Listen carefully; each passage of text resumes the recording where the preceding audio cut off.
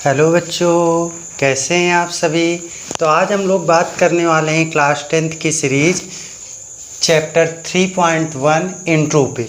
और चैप्टर 3 क्या है? चैप्टर है pair of linear equation in two variable. Pair of linear equation in two variable. Pair का means क्या? पेयर का मीन्स बेसिकली आप लोग कह सकते हो जोड़ा। पेयर को हम लोग कहते क्या है? जोड़ा। और linear equation in two very intro आप लोगों ने क्लास 9th में पढ़ रखा होगा। मुझे पता है क्लास 9th का आपको याद नहीं है, कोई बात नहीं, क्लास 9th का भी रिवीजन करा दूंगा। जो linear equation in two variable इसका एग्जाम्पल होगा वो जनरल फॉर्म इसकी ax plus B Y plus C equal to 0 के फॉर्म की होती है। याद आया कुछ? इसमें होता क्या है, condition A B and C are in real number means A B C तीनों रियल नंबर से बिलोंग करेंगे and A square plus B square not equal to 0। इसका क्या मतलब है? A square plus B square not equal to 0, यानी कि ए और बी ये दोनों क्वांटिटी एक साथ 0 नहीं हो सकती। ये दोनों क्वांटिटी एक साथ 0 नहीं हो सकती हैं और इसके अलावा अदर कंडीशन हो सकती है। रियल नंबर में आप लोग जानते हैं सारे नंबर आते हैं। अब देखो इसका एग्जाम्पल हम लोग समझ लेते हैं। जैसे इसमें हम लोग बहुत से इस चैप्टर में चैप्टर 3 में हम लोग बहुत से लीनियर इक्वेशंस पढ़ेंगे। वो क्या, किस टाइप में? जैसे कोई एग्जांपल ले लूँ, 2x plus 3y plus 4 equal to 0। ये भी आपका लीनियर इक्वेशन का एग्जांपल है। इसमें a की वैल्यू 2 है, b की वैल्यू 3 है और c की वैल्यू क्या है? 4 है। ये a b c की वैल्यू है और यहाँ पे लिखा गया a and b are A B C are in real number. तो 2, 3 और 4 रियल नंबर है। ए और बी दोनों 0 नहीं होने चाहिए। हम लोग 0 लेकर देख लेते हैं।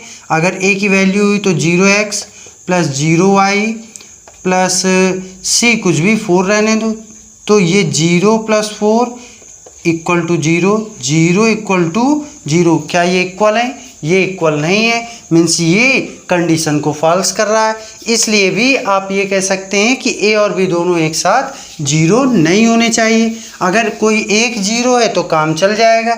जैसे ये 0 है तो ये पूरा 0 हो जाएगा और यहाँ बचा 3y प्लस 4 इक्वल टू 0। तो y की वैल्यू आप कह सकते हो -4/3 होगी। तो ये दोनों कंडीशन को सेटिस्फाई करेंगे इस तरह से। अब हम लोग जरा क्लास 9th का रिकॉल करते हैं। जैसे आपको कोई इक्वेशन दिया जाता था तो हम लोग उसका सॉल्यूशन निकालते थे। इसी तरह इसमें भी आपको इक्वेशन के सॉल्यूशन निकालने होंगे। तो जब सॉल्यूशन निकालते थे तो कैसे करते थे? x की value if x equal to 0 then x की वैल्यू 0 तो ये 0 हो गया और y की वैल्यू क्या हो जाएगी? x की वैल्यू यहाँ पुट कर किया आपने, x इक्वल 0 तो y इक्वल क्या हो जाएगा? ये इसको सॉल्व करेंगे तो -4/3 आएगा। और यदि हम y इक्वल टू 0 ले लें, y इक्वल टू 0 देन इसको यहीं लिख लो आगे, y इक्वल -4/3। तो y की वैल्यू 0 ली, y 0 हुआ तो ये क्या हो जाएगा? -4/2, यानी कि x इक्वल टू y की वैल्यू 0 तो x की वैल्यू -2। ये इसके सॉल्यूशन है। मीन्स सॉल्यूशन से क्या मतलब है? सॉल्यूशन से मतलब है कि जिन वैल्यूओं से ये इक्वेशन सेटिस्फाई हो जाए, जिन x और y की वैल्यू से ये इक्वेशन सेटिस्फाई हो रहा हो, वो इस इक्वेशन के सॉल्यूशन होंगे। अब इनको हम ग्राफिकली कैसे रिप्रेजेंट कर सकते हैं? तो देखो यहाँ x 0, यहाँ y -4/3, यहाँ y 0, यहाँ x की वैल्यू -2।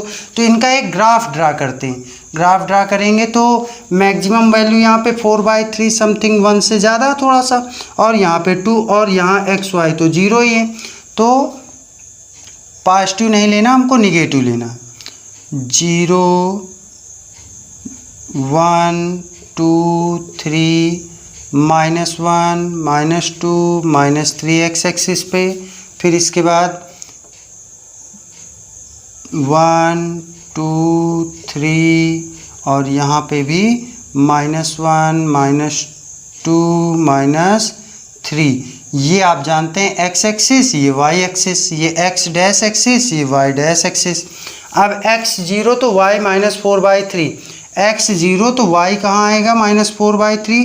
देखो -4/3 1 पॉइंट -1 पॉइंट समथिंग आएगा, तो यानी कि 1 से थोड़ा आगे ये यहाँ पर कहीं पॉइंट आया आपका कौन सा 0 और -4/3 वाला, ये वाला पॉइंट आया 0, -4/3 वाला।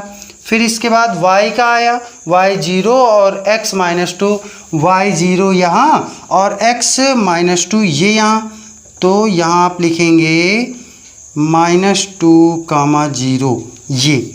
और ये जो पॉइंट आया -2 0 और 0, -4/3, इसको स्केल से आप रख के ऐसे मैच कर देंगे।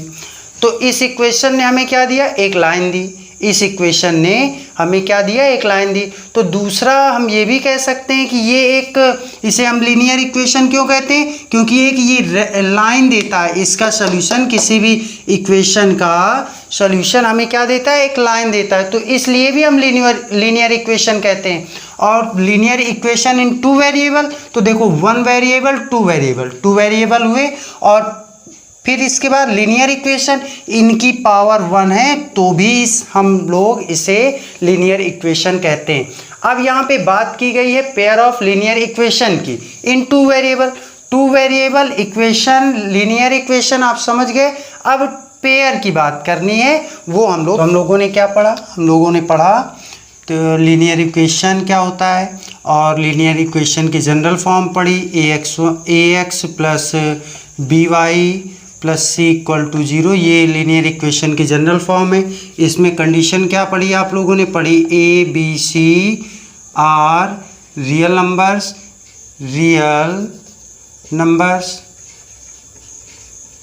नंबर्स।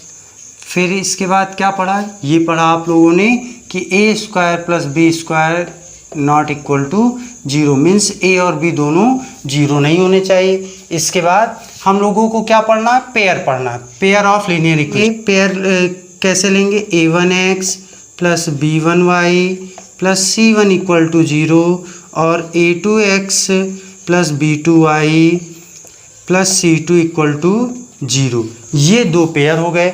अब आप लोग ये बताओ, कोई भी दुनिया में 2 इक्वेशन हो तो आपको पता है ये भी एक लाइन देगा, ये भी एक लाइन देगा, इनका ग्राफिकली रिप्रेजेंटेशन लाइन देगा। तो कोई भी 2 लाइन या तो वो क्या हो सकती हैं, या तो पैरेलल हो सकती हैं, या इंटरसेक्टिंग हो सकती हैं, या तो कोइंसिडेंट हो सकती हैं। तीनों की क्या कंडीशन हो सकती हैं, देखो या तो वो ऐसी हो सकती हैं 2 लाइनें एक दूसरे को काट रही होंगी, या तो पैरेलल हो सकती हैं।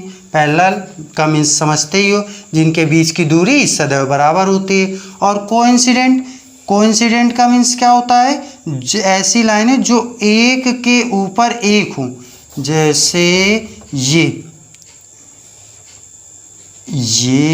एक लाइन है और इसी के ऊपर एक लाइन, ऐसे आप कर लो, ये हो गई कोइंसिडेंट लाइन।